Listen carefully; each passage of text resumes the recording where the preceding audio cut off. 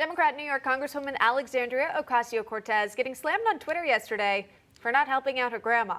The Congresswoman posted 2 images of her grandmother's ravaged home that was damaged by Hurricane Maria. She blamed former President Trump for not sending financial aid. Joining us now to discuss, Judd Dunning. He's the author of 13 and a Half Reasons Why Not to Be a Liberal. You see it on your screen there, and our panelists, Jack Kingston, Jennifer Kearns, here as well. I want to share the text that came along with these images. The Congresswoman tweeting this out, saying, just over a week ago, my abuela fell ill. I went to Puerto Rico to see her, my first time in a year because of COVID. This is her home. Hurricane Maria relief hasn't arrived. Trump blocked relief money for Puerto Rico. People are being forced to flee ancestral homes, and developers are taking them. Judd Dunning, when you see these images, of course it would be hurtful to see this when you think about your own grandma living in these conditions. I think a lot of people online are wondering, where is the Congresswoman? Why didn't she help out her own grandma? Yeah, I hope she at least gave comrade grandmother a bicycle to take that 5-mile pedal to get some food. I mean, now we know AOC is an original socialist pending communist who won't redistribute wealth to her own grandmother. And let's not forget this, and she's driving a new Tesla right now. The woman who attacked Tesla and blocked Amazon, she is a baby elitist at the worst. How would we think that she would care for the elderly or follow the 10 Commandments? And given what Cuomo's done in New York, it's a whole New York brand. It's a disdain for the elderly. It's not part of the socialist brand. Here's some stats on AOC.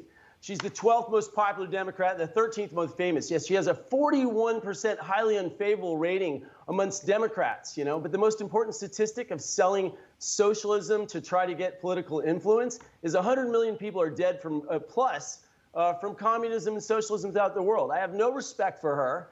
Look, she's stopped. She's not caring for her grandmother. She's got this new Tesla that stopped her carbon footprint, but in the words of Ron White, the great comedian, you can't fix stupid. Jack Kingston, do you agree? Well, I'm afraid I do. I would love to have said 10 years ago that AOC is a gift to the Republican Party because she's so ridiculous. But now it's obvious that her influence is huge, particularly with the Biden White House. But she's as comfortable with hypocrisy as CNN is with fake news. Think about this. She preached about people wearing a mask. Then she was seen in a park in Washington, D.C., not wearing one. She preaches against charter schools, but pulled strings to get her niece into one. She derailed Trump for kids in cages, yet when Biden's doing it, she's totally silenced. And then when the government shut down and federal workers were not getting paid, she took her paycheck. So hypocrisy and AOC go together, and I wish we as Republicans could say, see how ridiculous the Democrats are, but mainstream protects her, covers it up, and now her views are becoming mainstream, and it's very scary to us. Yeah, and Jennifer, again, going back to the tweet there, still pinning blame on the previous president, Donald Trump. Your thoughts on that? Yeah, still suffering from that Trump derangement syndrome. And look, Judd and Jack are right. She is part of the Hypocrisy Caucus in Washington, D.C.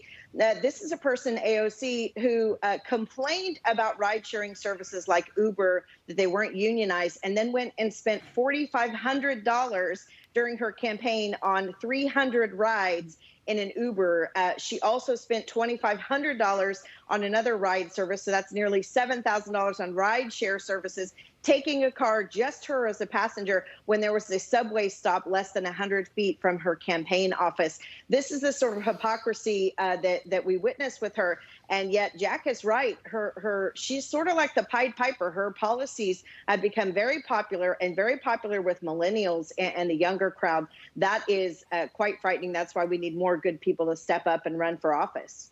Well, you talk about her popularity, especially among millennials, and perhaps someone else we could compare that to who became so popular throughout the pandemic was Dr. Anthony Fauci. This follows, of course, new emails that were published and came out that show him having different correspondences and giving different advice privately than he did publicly. Judd, it does make you wonder if perhaps Anthony Fauci, now we're talking about, has had his own fall of grace in lieu of these recent emails? Well, Grace, I'd say criminal investigation. I mean, that guy's influence on the United States economy is of epic proportions. If you read, he blatantly lied in several situations. I read them all last night. So this guy has massive influence. He's a big pharma insider. It's undeniable. And I think, look, we're willing to hunt down Trump on a whisper of any type of conspiracy or discretion.